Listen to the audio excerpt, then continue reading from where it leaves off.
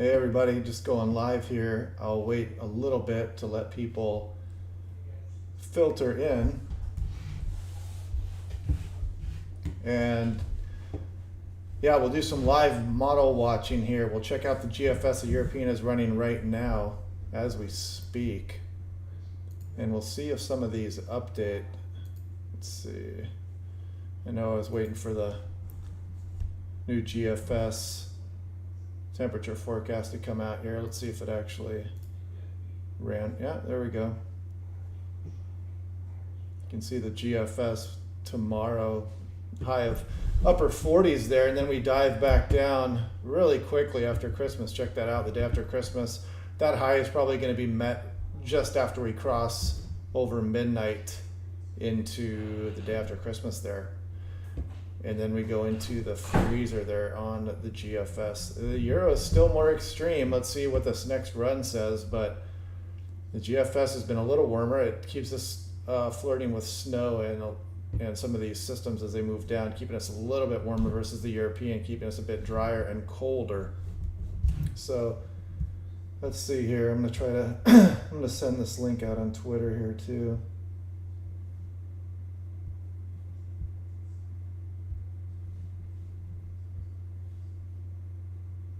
There we go.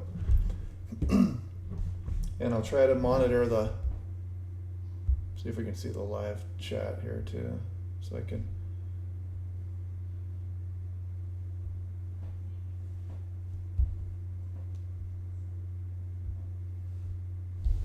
Well, maybe I'll try on my phone then. I'm trying to view the live chat here so I can actually respond.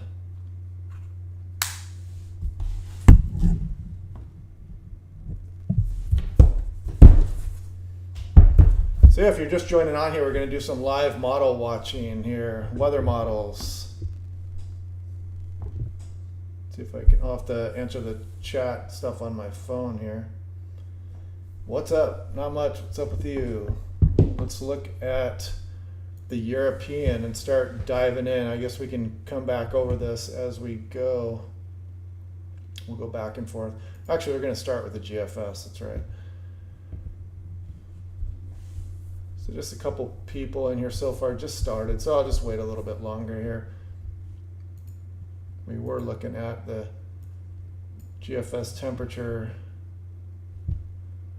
Yeah, no problem. If you guys have questions, go ahead and ask away, and I'll just do my best to answer live stream. So might not be as smooth as a video, but I'll do my best to update y'all. You can see some of these lows. These are probably a little bit more accurate versus what the European was showing, with some temperatures around 0 degrees Fahrenheit or even a couple below 0. That would be an all-time record low for Seattle. The all-time record low was set in 1950, January 31st for Seattle. And the next day was actually, the low was 1 degree Fahrenheit. So pretty extreme back then. The lowest temperature not in 1950 was 6 degrees Fahrenheit. I think we hit that a couple times. I know we hit that in November of 1955 and December of 1968. I don't think we hit it any other times. But these are really cold temperatures. I mean, it doesn't look as extreme as the European, but if we get 22 as a high, that's really extreme. At 24, these are really extreme for Seattle.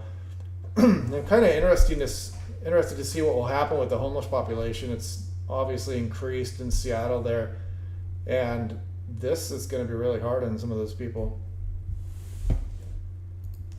So let's go ahead and let's look through the GFS. This is the recent run on the left, and this is the one 18Z on the right here. Let's go ahead and start just going through and see if we start to find some differences. Very good agreement so far. You can see the reflection of that polar vortex is pretty similar there. And let's see, so we've still got the low just kind of doing its thing right off the Washington coast. Kind of moves over inland there. No big differences just yet. A little bit of shape change in there in that really cold vortex up north, but not as far as the low goes yet. A hair deeper there. Now it's evened out again. tight gradient over BC with this new GFS run, similar to the 18Z. Pretty similar, and that's to be expected. Usually the first few days, there's not going to be much difference model to model, usually. Yeah, we'll look at Portland here too. There's a couple systems look like they might come in towards Oregon and maybe spread some snowfall north towards Seattle, but as far as after this first system comes through here, it looks like the next one is probably going to be mostly south. So right here we're looking at, this is a day and a half after Christmas, and it looks like a little bit colder on this recent run. That air aloft is a little bit further out off the Washington coast there versus when this afternoon's run. So that bodes well so far. Going on to the future, there you see the next system on the 18Z moving down. It's not showing up here on the 0Z Euro yet. Yeah, actually this is what I was looking at too a bit on the earlier run. You can see the low is much weaker on this run versus the 18Z run. That could easily change. It's been going back and forth. The European is waffled also, and the GFS is now. But this afternoon's run had a pretty good snowstorm for Portland there. Excuse me. And that low is much weaker on the new run here. But let's see how this evolves here. Off into the future bit on the GFS here. Yeah, the afternoon run was definitely more active than this 0Z run. You can see that other system marched down Vancouver Island, Pacific Northwest into the Washington coast. And it doesn't really show that this evening. So the GFS might just be going through a bit of a stage here. And now here's where we get a little bit different. Now the GFS is showing a pretty wicked system there, and that would have Arctic air in place versus this afternoon's, which did not show that. And you can see this vortex just come out over BC and off the coastline there. That would be a really dynamic storm, probably a widespread snowmaker for areas of Washington, Oregon, and British Columbia there. That's a pretty wicked solution, but we're getting a bit far into fantasy land there. And I fully expect that the GFS is going to change back and forth. I wouldn't be surprised on the next run to see Monday's system back in play. As you can see, that was the biggest change really. You can see the system is weaker versus a much more dynamic low on the afternoon's run. Hello everybody. Yeah, I mean, once we get cold air in place like this, you can get some pretty heavy snowfall totals, and a lot of these, there's probably a surprise or two that the models are not picking up yet that is going to happen, and especially over the entire region, it's almost a guarantee that there's going to be places that overperform and places that underperform, and potential heavy snowfall can definitely bring down branches on the power lines and give you power outages. I'm more interested in the European model being the more accurate of the two, and this is the brand new run. I have not looked at this yet at all, so we're going to go ahead and play this together here. There goes our low, 985 low off there. Fairly strong low, weakens as it gets over Western Washington there, and you see the pressure gradient building. And we're into Christmas morning here. You can see the European on Christmas Eve might have some mixed rain and snow in there, but not too much in the way of accumulating snowfall, except for the night of Christmas Eve. Looks like maybe up north, Skagit, Whatcom County, southern BC, definitely some wintry precip happening up there. I'm gonna go ahead and bring up the Euro here. Oops, actually just close that one down. I want to bring up the Euro here, and I want to like overlay the temperature next to that here. So let's go states and Washington State. close that up, and we'll go surface temperature. We'll go minimum just so we can see what's going on here. And let's see, so Christmas Eve, 6Z. Looking at 6Z, you can see the freezing line is somewhere right about Bellingham there. So definitely in southwest BC, you're probably getting, when did the temperature drop at Bellingham? Let's see, going into Christmas evening here. And there we go, there's the drop. So between 4 p.m. and 10 p.m., it looks like the entire Puget Sound pretty much is below freezing at that point on the European. And the European has been really consistent in showing this, so I have pretty high confidence that this is going to be the case. The GFS, the more recent run, had us cooling off the following morning. So if this happens, Christmas night could be kind of interesting. Anybody out and about on Christmas trying to get home might find themselves trying to drive with snow on the road. Yeah, for an inch of snow in Seattle by 4 a.m. Christmas is, I think, pretty unlikely. I think there's potential for it by the evening, very late, in night as you get towards midnight, but I don't think it's going to be an inch of snow on the ground by 4 a.m. in Seattle. Why does National Weather Service say chance of rain and snow Tuesday if a high of 31? Yeah, there's not going to be any rain on Tuesday. You don't have to worry about that. After Monday, or actually starting Sunday, it's going to be all snow. Unless you're in maybe on the coastline or something here, it's going to be all snow through the region, definitely by Sunday.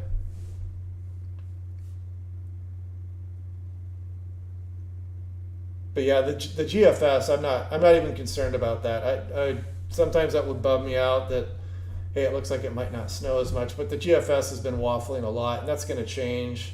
And at the end of the run, it had that new lobe of the polar vortex kind of moving over us, so it's just in flux right now. It changed quite a bit, so we'll see what the next run brings.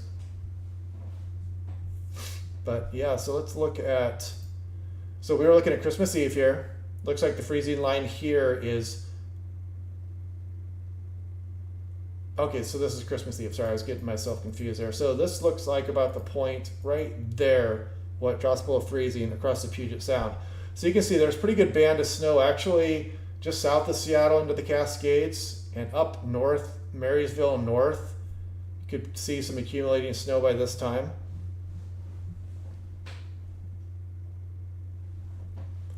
And you can see down south too. Looks like let's see, yeah, Portland's getting towards freezing at this point too. So almost entire western Washington, save maybe the Oregon coast, by 10 p.m. Christmas night. Looks like it's below freezing. And this is 8 p.m. That's right, probably when everybody's going to be below freezing. The next loop here, you can see still some light snow, Seattle down all the way down the I-5 corridor, off and on the Oregon coast even. And that band of snow up Marysville north, looking pretty interesting there for Christmas Day. That could be more than a couple inches accumulation if that verifies. So let's take a look a little bit further into the next morning. Late morning Sunday, early afternoon afternoon on Sunday. It looks like it gets to it might get close to freezing on Sunday, but looks like for the most part it's staying below freezing. And you can see Bellingham and Vancouver, BC are really cold at this point. You see the negative temperatures up there in British Columbia, northern Washington. You can see the Willamette Valley is all below freezing. Freezing temperatures starting to encroach on the Oregon coast there. Eastern Washington, Tri-Cities is below freezing now. And go north a little bit towards Ritzville and Moses Lake, Ellensburg, and you are in the icebox at this point. Spokane getting down below 10 degrees Fahrenheit now, according to the Euro. So this is, let's back up a little bit here, and let's just show the warmest point of the day, which should be probably morning on Sunday. Let's see what the precip looks like, see when this tapers off. So we're looking at 12, so you can still see there's still areas of snow going on through western Washington here. So we're going to have to watch for this. There's probably going to be some surprise snowfall amounts going into Sunday, from Christmas Day into Sunday. Let's see, some more questions here. How long do I see snow? Well, we're just doing the European now. The GFS is showing similar to the Euro for at least the Christmas and the day after, but as far as the extent of the GFS is kind of in flux. It's going back and forth between showing a system and then taking it away. So I'm not high confidence in the GFS after Christmas right now. So I think the European is probably going to be a little more accurate here.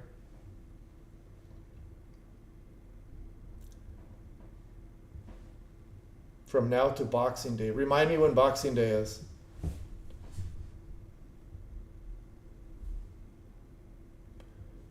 Okay, so we're figuring that out right now. So here comes Sunday. We're looking still at some areas of snowfall. Looks like it tapers off finally to the north of Seattle, but still some snow going on into the afternoon on Sunday. And like I said, all temperatures should be below freezing, save maybe the Oregon coast halfway down. You can see not a lot of that precip getting into portions of eastern Washington, but some of it does. You can see over some of the mountainous areas and Spokane, maybe the Moses Lake line there. And most of eastern Oregon has some snow going on. And as into Sunday night, you can see kind of an interesting band dropping down the sound. That could be a sign of a very modified Arctic front kind of stalling out there. Looks like Tacoma, Federal Way on into the Cascades there. And you can see heavier amounts, of course, over the mountains, as always.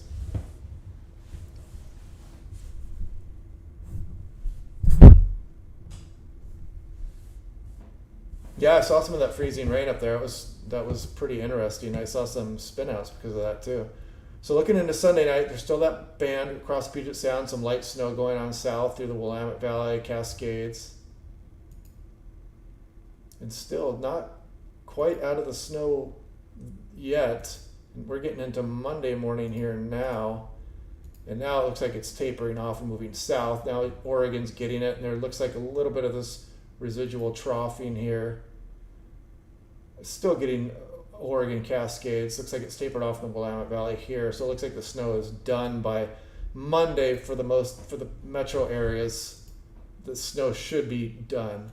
So we're looking off into the future here, and let's see if any more systems the Euro wants to develop out there. Not yet. Looks fairly dry so far. We're still only 156 hours out.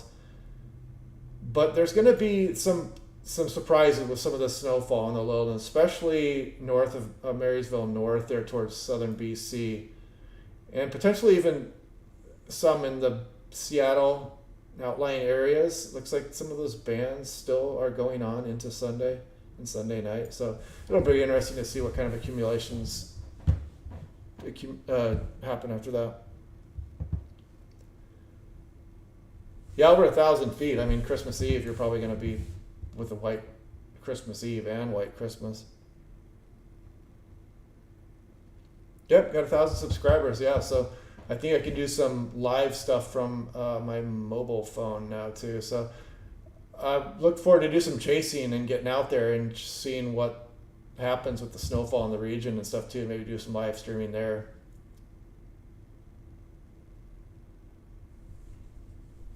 When is Boxing Day?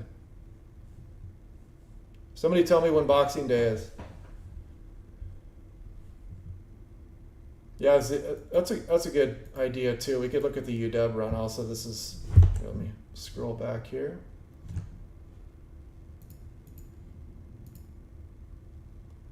So we're out, we only have the 4 kilometer that's run now, so we'll go ahead and look at that. We'll go ahead and just look at, we'll look at Washington first. Western Washington, we'll do,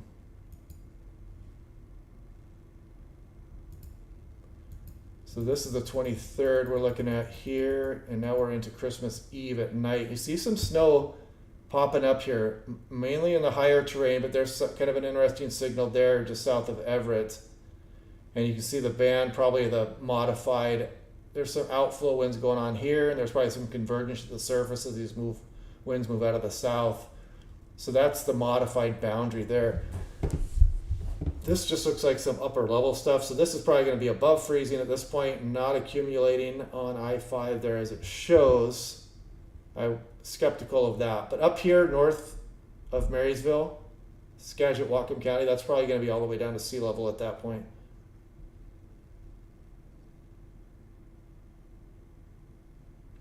Yeah, you're probably going to get a good snowfall in BC for sure. I mean, probably Christmas Eve and night and Christmas Day at least. And this is Christmas Eve. You know, I'm skeptical of these. Actually, this is very early Christmas morning. And I wouldn't be surprised to see it snowing in this band. I just don't think you're going to see significant accumulation, especially on cement by that point.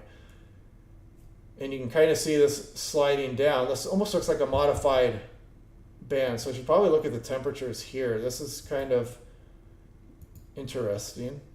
But we'll look at the temperatures next. But let's look at Christmas afternoon. And there's mostly just... This band would be interesting too the day after Christmas morning coming up through there because we'd be all below freezing by that point. But let's just take a look at... So what time are we looking at here? We're looking at 1 a.m. on Christmas morning. Very early Christmas morning. I don't see strong north winds there. It looks like some kind of convergence zone. But let's look at the temperature here.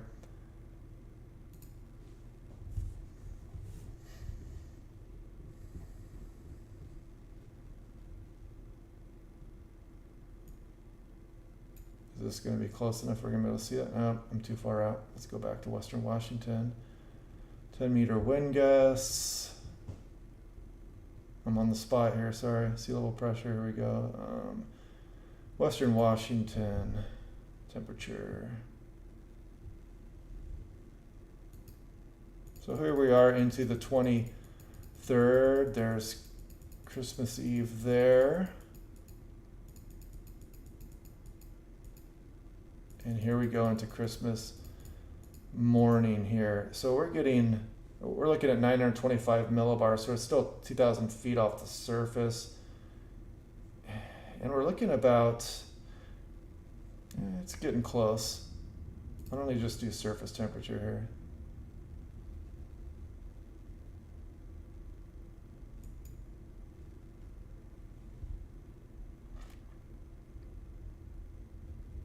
It's the 23rd of the morning. Here's the evening of the 23rd. Comes the 24th. Start to cool down a little bit on the evening. Up north, you can see us cooling down. So the light blue is freezing. You can see that by 6 p.m. it has basically Whatcom County north is below freezing at this point on Christmas Eve. And you can see that start to build in a little bit there. Saturday morning, you know, most of the Seattle metro is just above freezing at this point. And some of the outlying areas are below freezing. So what we said, 4 a.m. So that band of snow, according to the UW GFS, may accumulate a little bit on Christmas morning. So there could be a setup like that might give Seattle a white Christmas. Maybe if that band sets up right over the region there, right over SeaTac. So we'll have to watch out for that one too. Let's see some more questions here.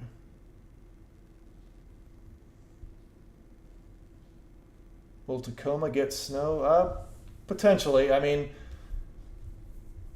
more likely Sunday, the day after Christmas for Tacoma. But stay tuned. We're not really in the range of the high resolution models yet, other than the one we just looked at for the UW GFS.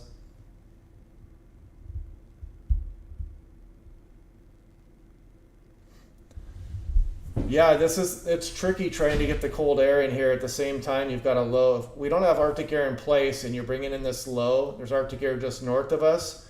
But a lot of times, you know, this air is seeping and it's not blasting and there's no powerful Arctic front and big convergence at the surface. So it's tough to get snow with the initial event. So for snow levels, what you're looking for is maybe a system to come down on the 27th or 28th in the north flow, come over water enough to pick up some moisture, and then bring it back into the Arctic air mass. And then you can get good accumulating snow pretty much anywhere at that point. And that's kind of what the model's been hinting at. A lot of the GFS and the Euro were bringing that system into northern Oregon though, and kind of spreading that snow north a little bit. But the models have backed off on that system, and it's still 5 days out, so that can change. So I'm not too worried about it yet, but there's probably going to be an interesting end to all this also. When you get an Arctic air mass in here that's going to be as persistent as this one will be, it's hard to break down, and it tends to end with a big mess. So it can be you can get a big snowfall, and it can be freezing rain. There's all kinds of scenarios that can happen.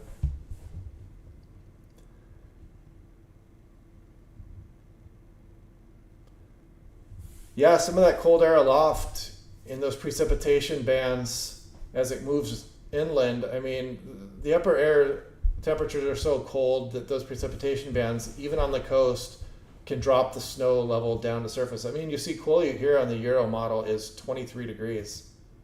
So that cold air is filtering in on the Washington coast big time here by Sunday morning.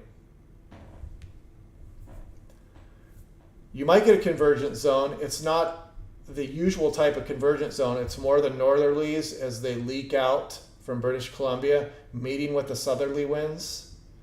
In fact, we can take a look at that here. That's a good idea. Let's look at surface wind, and we'll look at miles per hour. And you'll see that here. If you notice this curlicue, these southerly winds meeting with these northeasterly winds, and you can see these northerly winds getting all the way to Port Angeles. And so the convergent zone would be in here. You'd get a nice snow band in here in this scenario probably. And you can see this cold air as it makes its way off of British Columbia and over Vancouver Island and off the coast north, and it brings this cold air directly in to the Washington coast, and that's in Quileute just cools down nicely with this north flow that's bringing some cold air down through BC. The Arctic high strength, let's take a look at that one too. So we'll bring up the Euro here, and we'll back out a little bit. And we'll just bring pressure into it. The Arctic high was not as strong as some of them that we've seen historically in the past at all. But you'll see that kind of moving down south there, and you can see more Arctic air up in the Yukon sagging south. This is early Christmas morning now, and you can see it's not an impressive Arctic high. The gradient isn't that bad through British Columbia too, but it's not the initial Arctic high here is not that strong, but you can see the troughing out here.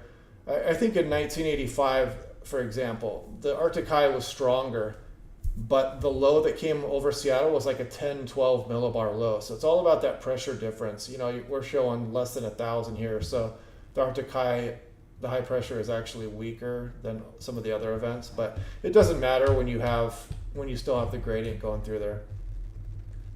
So put this into motion, and you can see it try to develop a little something as it slides down the coast and just kind of disappears there. And you'll see that Arctic high just kind of sit over the area.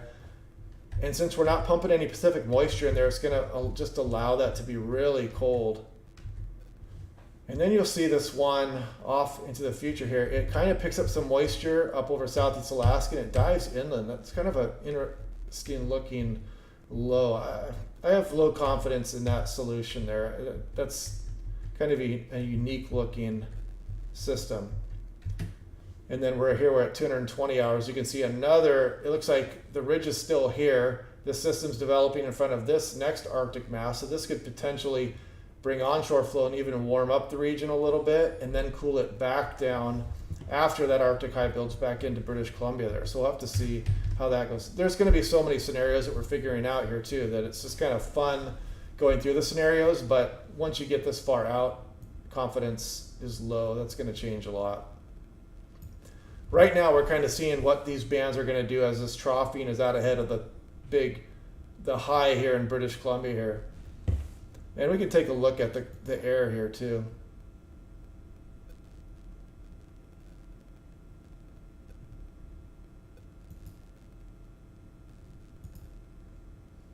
So as you can see, we're well below 20 degrees below normal here for 850 millibar temperatures. Very cold air up there, and you can see how that just pumps right into western Washington there and it keeps us really cold.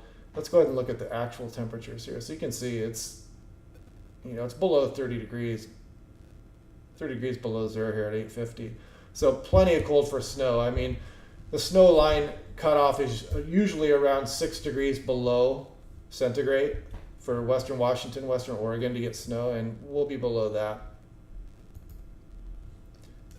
Should probably zoom into the region a little bit more so we can see those temperatures a little better.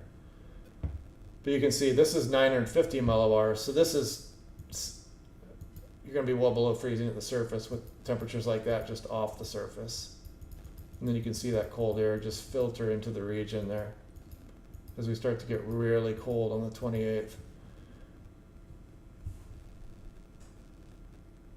Yeah, no, the gradient's not bad. It's showing, some of the models was showing 22 millibars, which is not bad. It's not a full-on Arctic outbreak like sometimes we get, where we just get the Arctic air to rush in quickly and we get a nice convergent band down the Puget Sound, or one that stalls somewhere along the Puget Sound. But 22 millibars will pump eventually that Arctic air into the region.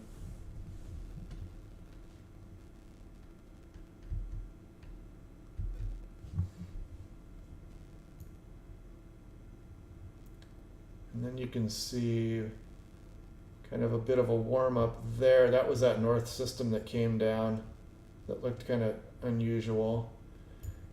And yeah, let's go ahead and look. Let's go back here. Oh, I lost it. Okay. Go back to the Euro and we'll go.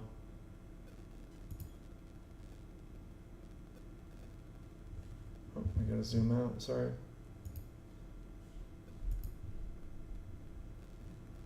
So we're going to go pressure. Since the Euro is all the way out, let's just go ahead and look at the rest of that. It's not all the way out yet. Okay. And again, this is just the deterministic run. The ensemble means might show something different too, so we'll take a look at that next also. So the decameter line on that would be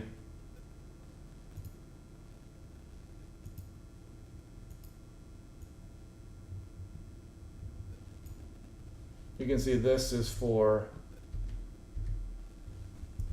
looks like what, 513 makes its way all the way down there. So it's really cold air aloft. Kind of see it scrolling through there and then spins out of there. And then another little one clips there. We need that one to, if we want snow, we need that one to come out a little bit more and that ridge to get a little bit more and push off west a little bit. And then you can see the next one as it starts to try to make its way down here. Let's see, is that going to update? So Bend, Oregon. Yeah, we can take a look at eastern Oregon there. Let's look at that.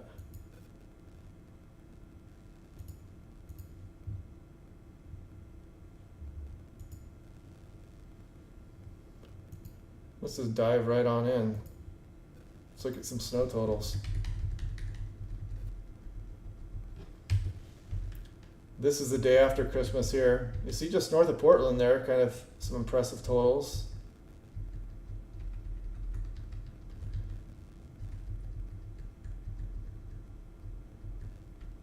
And you'll see with some of those systems later in the run there too, really, if they do cruise through down out of the north like that across the region, not off the coast, they can still bring some snowfall to eastern Oregon. As you see, there are some places with over 3 feet out here in northeastern Oregon.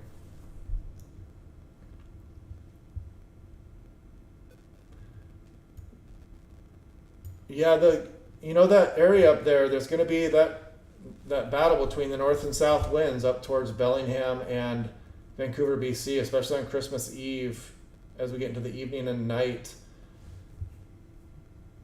And that is going to bring, that's probably going to bring a nice accumulating snowfall band up north there. Let's go ahead and look and see what the European is showing for snowfall potential. You can see by Christmas Eve, the afternoon, it looks like BC has is that 2 or 3 inches up there. Yeah, then by the nighttime, looking like you could get, some of that's going to fall before you're below freezing, but you could get a couple inches after you go below freezing. Then you see on Christmas Day, there's more snow. So you could get, 2 to 4 inches up there, BC, by Christmas night. And by this time, you can see that snow band there north of Marysville too. The models keep showing that, and that is a result of that cold air leaking in and meeting kind of the southerlies and just that upper level low just sitting right on top of the region. But at this point, 6Z on Sunday, Christmas night, every place is going to be probably cold enough to snow at this point. So as you see these totals after, that's probably going to be good enough for snow. And that shows for some areas of Seattle, 2+ inches are possible, and some much higher totals up north, and even down towards Portland, just north of Portland there on I-5, you could get some nice totals. And that cold air is really making its way nicely off the BC coastline and back into the coastlines of Oregon and Washington. So it might be interesting for some snow totals along the coastlines there too. That's something that's kind of unusual, but it's worth watching. The models keep showing that as well.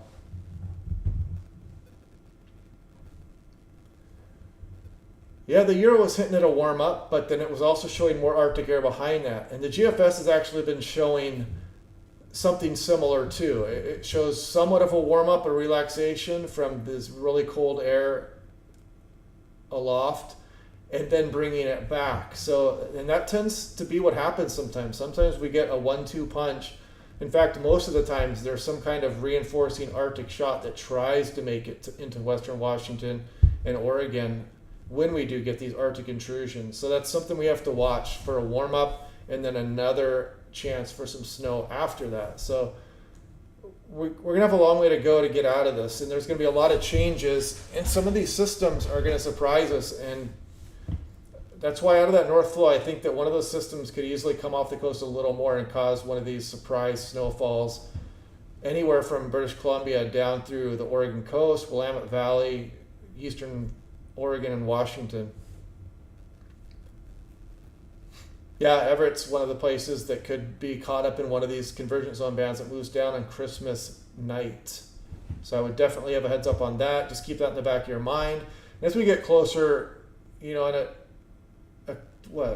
a day or two here, we're going to have the HER, and that'll be updating 4 times a day also, and we'll get a better high resolution look at what's coming.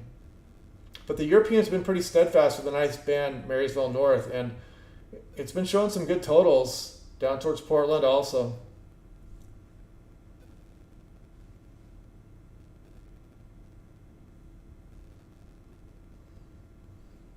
Yeah, we're in phase 7 now. We've been in phase 7 for a while. At least a good 2-3 weeks, I want to say. And it looks like we're going to be in through the end of December. When I talk about phase, I mean the Madden, Julian oscillation, and that's basically the phase of where the tropical convergence is way out. You're talking way out by the Indian Ocean and towards Indonesia. It tends to correlate with what kind of weather and what kind of ridging we get over the Pacific Ocean. Let's see if maybe I can bring up a map that shows that. Want to do a Google search with me? Here we go.